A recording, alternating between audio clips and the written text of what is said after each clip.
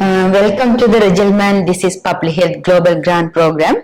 I am Dr. Suganja, lecturer in Community Medicine in Department of Community and Family Medicine, University of Jaffna, and a student ambassador for the TIPH Global Grant Program. As a part of this initiative, we are documenting and sharing the success stories in public health Sri Lanka with the focus of strengthening knowledge, attitude, practices among public health professionals. This year is particularly significant as Sri Lanka marks 100 years of public health achievement, a remarkable milestone in our national health journey. Today, it is my privilege to interview Dr. Indira Kahawita, Madam, a distinguished consultant dermatologist in National Hospital Sri Lanka. She held a specialized role as a consultant with the anti-leprosy campaign of Ministry of Health, where she is a leading voice on disease transmission and timely diagnosis. She is a member of WHO's Technical Advisory Group of Leprosy and WHO's Technical Working Group on Leprosy in Children. Let's hear her voice. Hello, Madam. The history of leprosy in Sri Lanka dates back a long ago. We have achieved this level by development of leper asylum, leprosy surveillance, anti-leprosy campaign, and so many activities, ma'am. So despite achieving elimination status a decades ago, why does leprosy remain a persistent public health concern in Sri Lanka? Can you share your thoughts, madam? Yes. Now, if we talk about leprosy in Sri Lanka, yes, it goes a long way back, maybe to the time that Sri Lanka was civilized or colonized or whatever. And so we have a history of having patients with leprosy in the country from the time of the ancient kings.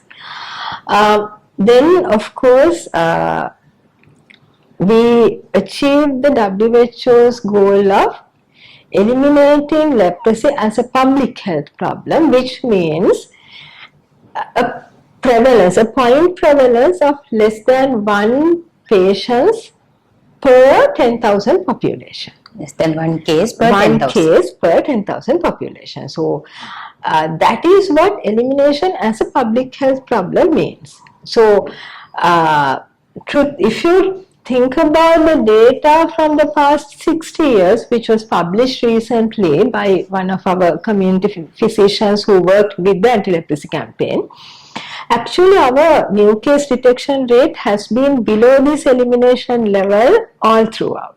Okay. Only time that we were above that was the time that we went for a massive public awareness program. With that, our new case detection tripled. Oh. That was in the early 1990s. That was the only time our figures were above this WHO's elimination target. So Sri Lanka was the country who was at that level throughout history. Yes. So there was nothing to achieve for us there. But what happened was, yes, we were recognized as a country who has eliminated leprosy as a public health problem.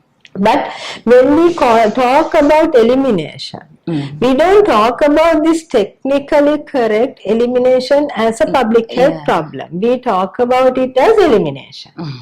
And when it comes to the local languages, I'm sorry, I don't know the term in Tamil, but if you talk about Sinhala, it's Turankirima. Right? So when you talk about elimination of a disease, now if you talk about elimination of the other diseases that Sri Lanka has achieved, like polio, acute flaccid paralysis, or mother to child transmission of HIV, measles, then again now measles. So if you talk about those elimination, or even malaria, we don't have autochthonous malaria. Elimination of that cases. Means elimination of a disease means 0 cases. Disease elimination as a public health problem. Yes. So there is huge difference between these two. But the problem is when we talk about elimination, when we use the term elimination in those two contexts, yes, we as health professionals will know it. I mean, you will know it as a public health professional. I know it because I'm involved in leprosy. But if you think about the vast majority of even the healthcare personnel in this country, they don't understand. Right? So when we say we don't have malaria, we don't have malaria. That's what we still need concern about. Yes, because when we talk about yes, Sri Lanka achieved elimination, which was actually not an achievement. When we say eliminated, I mean healthcare workers stop thinking about leprosy in their differential diagnosis. People don't think, even when they have symptoms, they wouldn't think, no, we don't have leprosy in the country, so how can I have leprosy? Right? So this, in my opinion, elimination as a public health problem did not do a lot of good for us. Probably it was a little bit detrimental to us. Masking, because people lose interest. People don't think of it, right? So that is where we are. But actually now the future goal is to go for zero leprosy targets. So the zero leprosy targets are different. And we will talk about it later, I think. Okay, madam.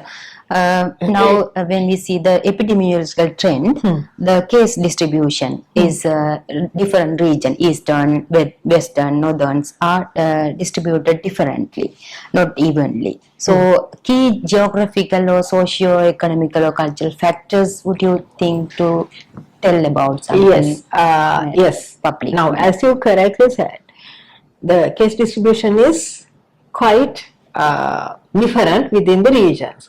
So, but basically leprosy is a disease which is seen in the coastal regions. So, if you start from somewhere like Puttlam and come down along the coastal belt, and then of course there is one area which is woodland in the Yale area, then again in Batiklo. So, it's something like this, like a necklace, right? But surprisingly, Jaffna, the northern province, has the lowest, one of the lowest case detection, and it has remained so for the past, even, I mean, some people might argue it was because of the war, but even after that, like for the past 2 decades also, we did not see a huge rise in cases. So I really don't know why, but the northern province seems to have less patients. Right? Yes. Then if you think about the other areas which are kind of hotspots, the internal districts, the most numbers are seen in Kurunagala, Ratnapura and Anuradhapura and Polonnaruwa. If you think about Anuradhapura and Polonnaruwa, those are the areas which were settled recently, around the time that we gained independence. So the people there are from like all over the country. But still there are areas which were traditionally also considered as hotspots. For instance, if you take Moratuwa, 5% of the entire country's patient load is from Moratuwa. Right? Likewise, there are areas, even if you take within a certain district, there are areas which are hotspots. So, if, for instance, I'm aware about Polonnaruwa because I work there. So, in Polonnaruwa, there are certain areas in like the Polonnaruwa New Town, Tamankadu, and then Hinguragoda and Madirigiri. Certain areas, they have very few cases. So, within a district also, there are hotspots. Probably one reason could be, now, yes, we know that before the treatments were available, patients were segregated. Most were segregated within the Handala Leprosy Hospital, but the numbers were too huge for them to be there within the hospital itself. So, there was a time people were segregated within their homes or within settlements in the community. So, there are areas in this country which were actually traditionally those leprosy settlements. So, probably those also contributed to these hotspots. Those geographical factors. Yes. Okay, madam. Leprosy, as we know, is caused by the Mycobacterium leprae and spread mainly through a droplet transmission, and it has a long incubation period. So, when we talk about the transmission and community level risk, and also we talk about case detection, where we are lacking anything contact tracing and the community level detection to prevent transmission, madam. That factors we have to consider to control and prevent the leprosy case. Yes. So, yes, leprosy means prolonged contact. When we say contact, let me first start by saying contact does not mean skin to skin contact. Right? As far as we know today, leprosy is not a disease which is spread from skin to skin contact.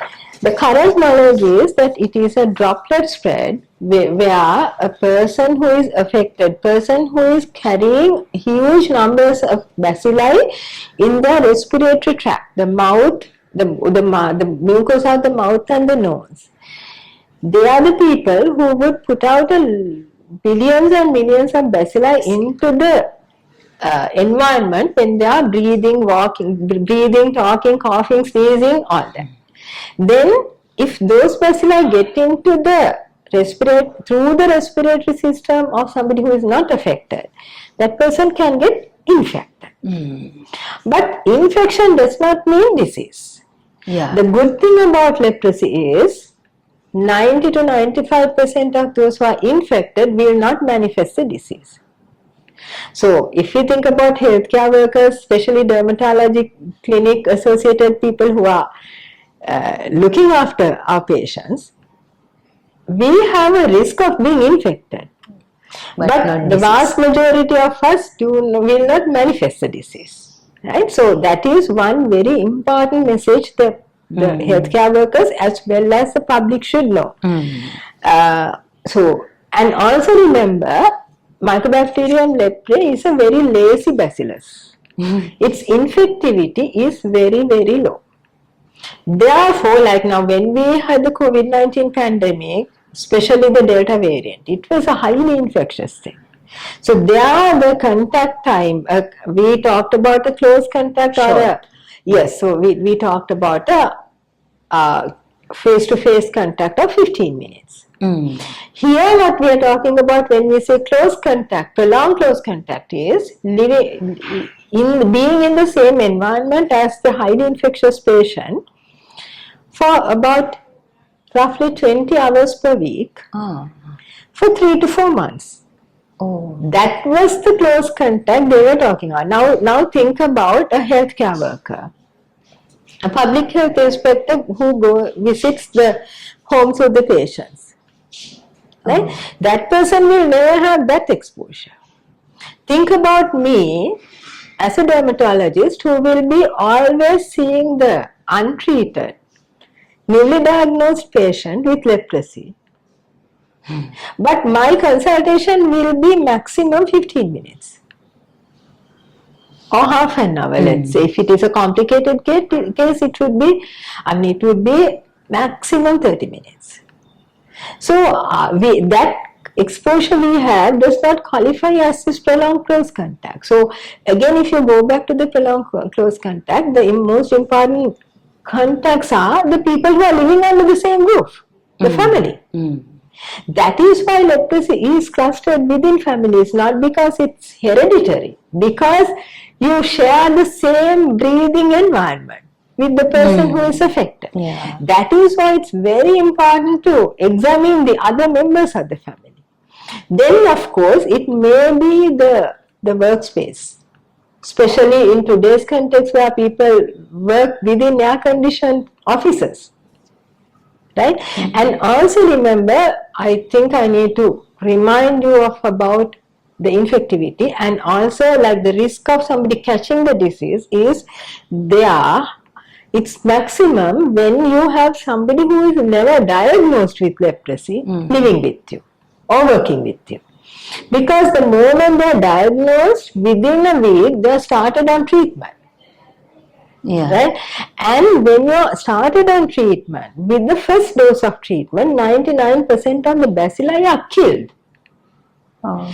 Therefore, the infectivity goes down. We No usually longer be there. Yes, we usually consider that a person who is on treatment is not infective to others by the time they complete 1 month of treatment. Right? That is with a lot of leeway given. Right? So therefore, a person who knows that he or she is having leprosy and is following up their treatment properly and taking the treatment according to the doctor's advice is not a threat to the society. But unfortunately, the society looks at them in a different way. When they know that they are having leprosy, they are being discriminated. Right? Actually, what we should do is detect that person early and treat him. That's it. There is no point in, let's say somebody in the family is diagnosed. There is no point in isolating that person after being diagnosed and while on treatment. Right? Yes. While we are talking about discrimination, madam, this is also, we talked about that how our treatment program went on. In addition to that, in this leprosy case, we have to strengthen the community as well. Here, the stigma also plays a significant role in prevention and control. So, what are the most effective prevention strategies in Sri Lanka implemented can remove that stigma to make awareness of public involvement? Or what is your perspective? Yes, so what I feel is if we talk about stigma, first we have to know what level of stigma that is there. Unfortunately, we don't have any stigma surveys which have been conducted island-wide. But if you go by what is available, what is published in the country, we have stigma surveys published from Colombo and from Jaffna. In both areas, the internalized stigma is quite high. Internalized stigma means if I have leprosy, I feel I have to be isolated. I don't want anybody else to know. I stigmatize my disease. That is internalized stigma. The externalized stigma is other people stigmatizing you. So one big thing that has to be addressed is the stigma that the patient himself or herself is having towards leprosy. On the other hand, the externalized stigma, it could be the society, it could be the co-workers, it could be the family, it could be the healthcare workers. Right? So, whatever it is, one thing is we need to know what kind of stigma we have. The second thing is level of stigma, and the second thing is the awareness. If you want to prevent stigma, there has to be good awareness about the disease. And also, I think especially if there's good awareness among the healthcare workers. So, if I tell you my experience, the Central Leprosy Clinic in NHSL, where I worked for 4 years, or even the leprosy clinic that we are running at NHSL, there our patients are being treated in a special way, right? Especially the CSC patients, they get a lot of special treatment. So they are like they're never discriminated. They always have access to the healthcare staff. The package. The package is like a kind of a 5-star package. During the COVID times, one of our medical student groups did their community medicine study, the research there, and they found out that their level of stigma was quite low, and also their quality of life is high. Right? There's nothing like to say, I mean, yes, there were certain areas where they said quality of life was low, but in general, I mean, there was nothing to say that their quality of life was so low. So that means that was a special group of people. So the lesson for us to learn is, if our patients are given the proper care, proper advice and proper understanding of their disease, it should not have any stigma. But on the other hand, stigma issue is another problem, because the community doesn't know about it. Community. And now think about now, if you think about leprosy and HIV, which are two diseases with stigma. Now leprosy has been there for millennia, right? But for leprosy, the treatment has been available for the past 40 plus years. If you take HIV emerged during the time that leprosy treatment the effective treatment was introduced. But during those 40 plus years of HIV, the stigma was very high during the first 2 decades because there was no treatment. But the last 2 decades, with the effective treatment and the patients being empowered, the stigma got less. But it's not happening with leprosy, even with 4 decades of effective treatment. So we have to look at why this is not happening in that way. Probably one reason is our patients are not empowered enough. So I said one problem is our patients are not empowered enough. So for that empowerment, I mean, there has to be involvement of the persons affected by leprosy within this management package. And so we need to look at what their needs are and address those. So, I mean, worldwide it has not happened in a very good extent, but it is being improved, and even the WHO is planning to introduce a new guidance on like how patients affected can be involved in the management. And they want the pair groups themselves to, put down the guideline. So once that comes up, we could also use that. Right?